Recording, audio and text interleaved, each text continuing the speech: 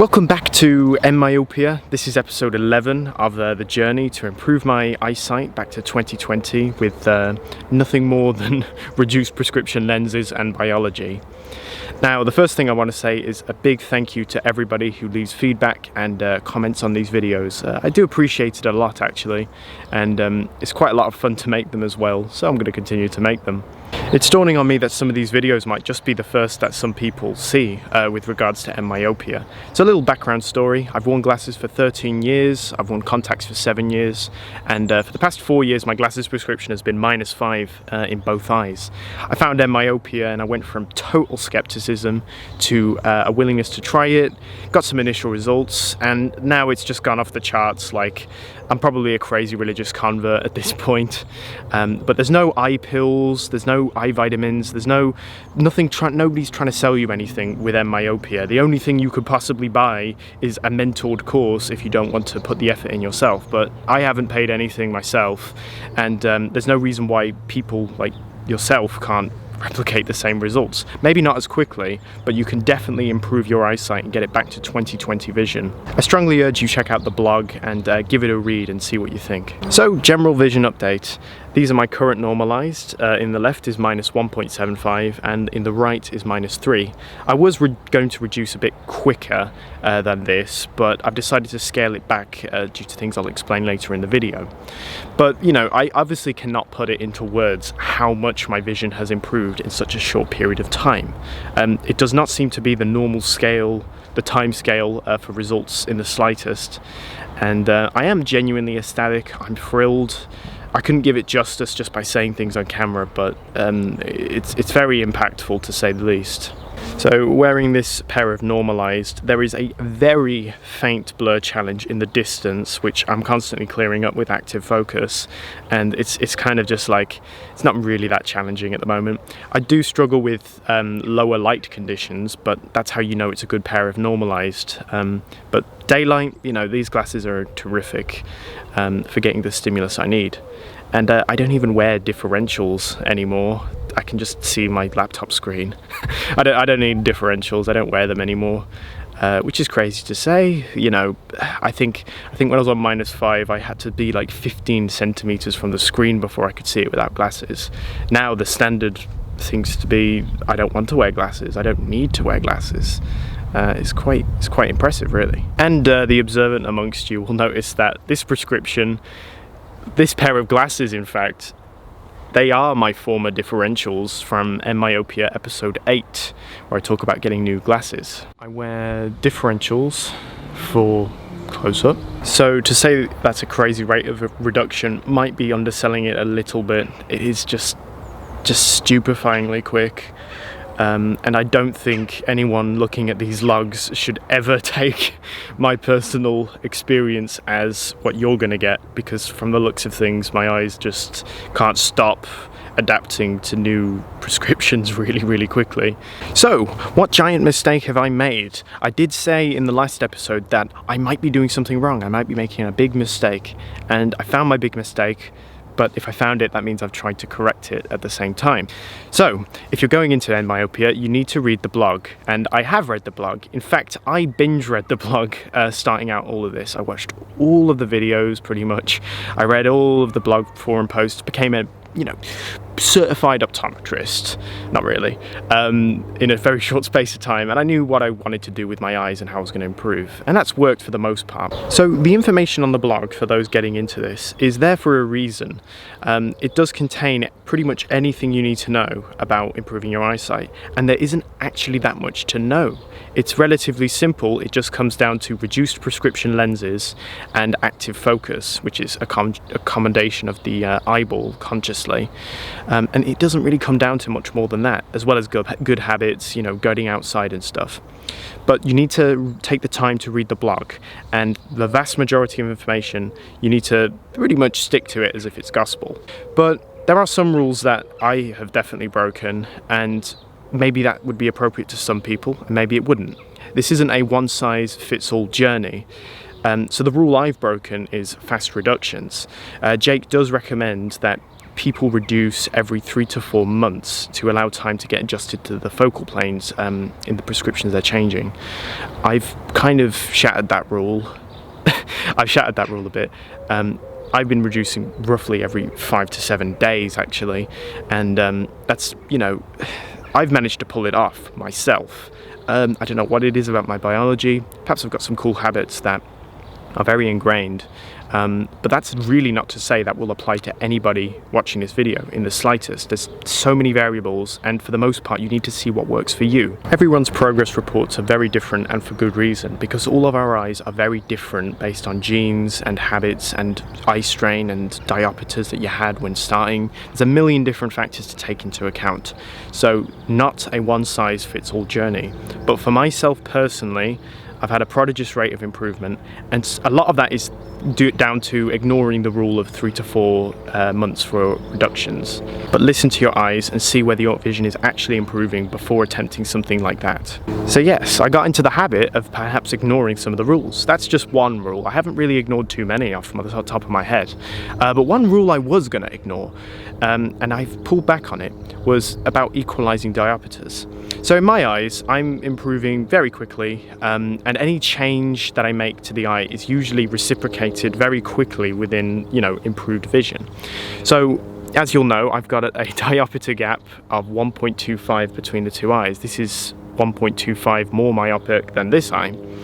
So in my eyes, I was thinking, instead of equalizing the traditional way, which would be bring this one down and don't reduce this one as much, I was going to instead continue binocular reductions down to 0 in my left eye, and then this eye would be 1.25, doing a quarter diopter each time.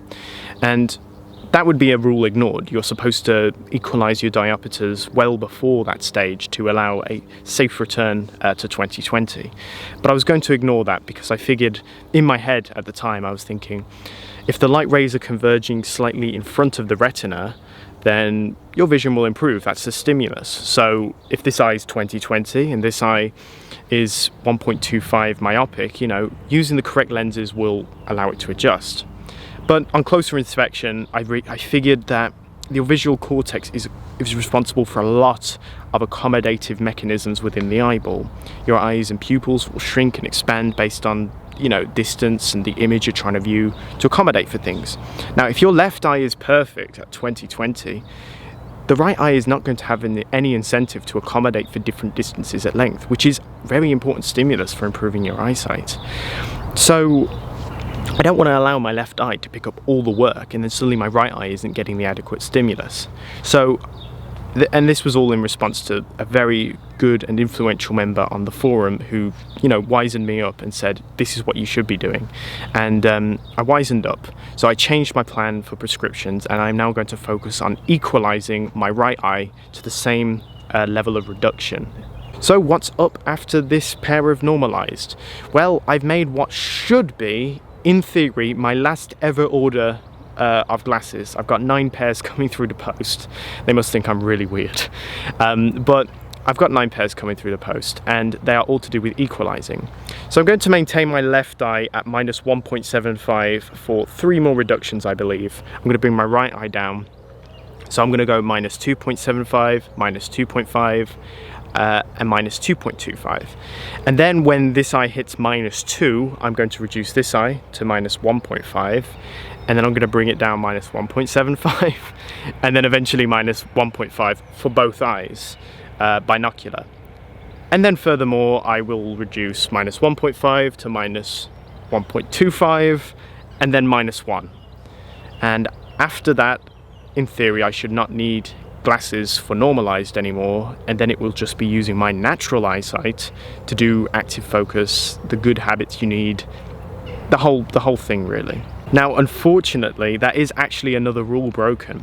Jake recommends that you reduce, if you're going to equalize, you need to reduce one eye, but leave the other eye the same. And then your next reduction, you do a binocular reduction, and then you repeat with one eye, and then another binocular reduction. What I'm instead doing is one eye, one eye, one eye, then a binocular, and then one eye, one eye. I'm doing a lot more one eye. But unfortunately, because my myopia, I didn't start equalizing soon enough, my myopia is getting to the point where it's in that low stage. I don't have too much more wiggle room to reduce my left eye anymore. I don't know, maybe I'm doing this wrong again. I might change my approach. I might end up buying redundant pairs of glasses. It's hard to say, but I like to think this approach is going to be a whole lot better than what I was going to do, which is just binocular reductions all the way, which couldn't be right.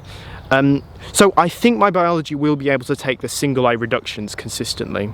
I have strongly found that when wearing normalized glasses, just simply closing one eye brings my blur horizon right the way back.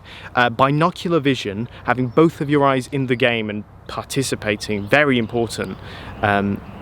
So equalizing is going to improve my vision without glasses immensely, but it's important to have both eyes participating. So when I do single eye reductions, my blur horizon is going to come back. Maybe less so than a binocular reduction, sure, but it will come back, and then it will be for my right eye to pick up the slack, because without my right eye in the game, the blur horizon's there, and if I bring it back, if I improve my right eye, then I'll get the better vision. But we'll wait and see. We'll wait and see. So yes, equalizing to -1.5 in both eyes, then I'm going to take some glasses to -1, which is just binocular, and then I'm going to go glasses commando and improve my eyes without glasses. Happy stuff. Another thing I want to talk about, and perhaps a reason why I'm getting very fast gains, although there's a whole bunch of factors, but this is very important, I think. I like to call it active focus autopilot. I like the alliteration. It's basically the state of active focus, so ingrained as a habit, so crucial to the way you see things that you don't even think about it consciously anymore. It kind of takes the active out of active focus. If I look at something in the distance, I don't even think about active focus, I just do it, right? And I know it's active focus because I can de-active focus the image. So an example would be the price tags at work, working as a cashier.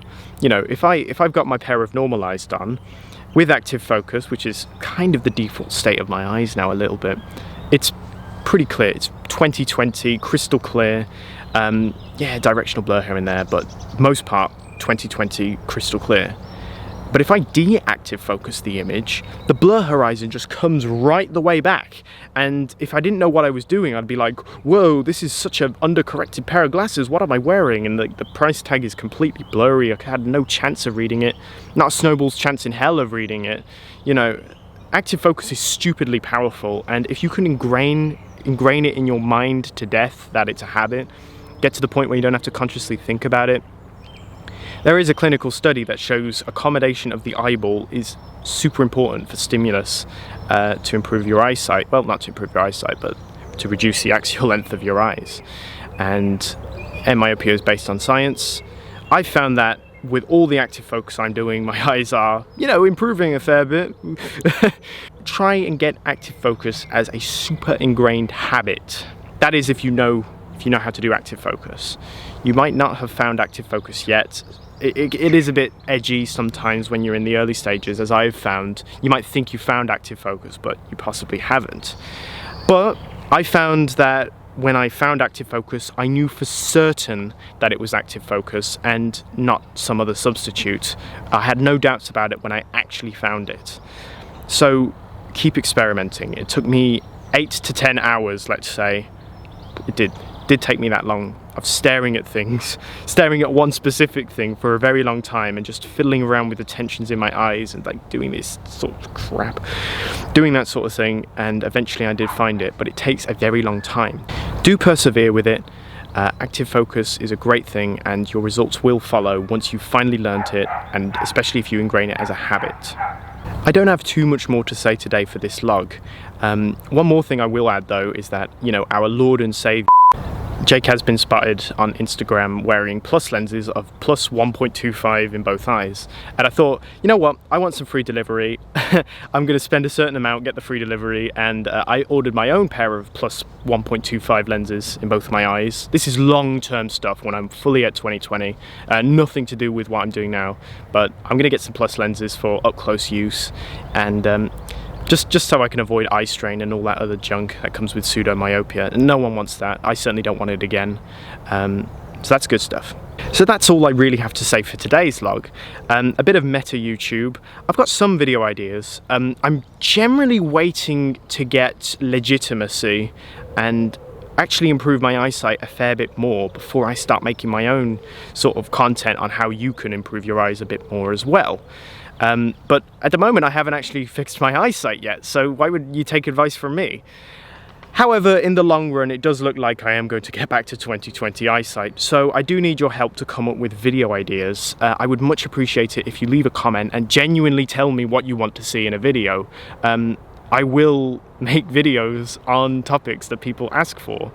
Not saying they'll be very good, but we'll wait and see. It looks like the sun's going away as this log is coming to a close. If you enjoy the content I put out there, please subscribe and leave feedback on what you think I can do in the future. And I'll see you in the next one. Thank you.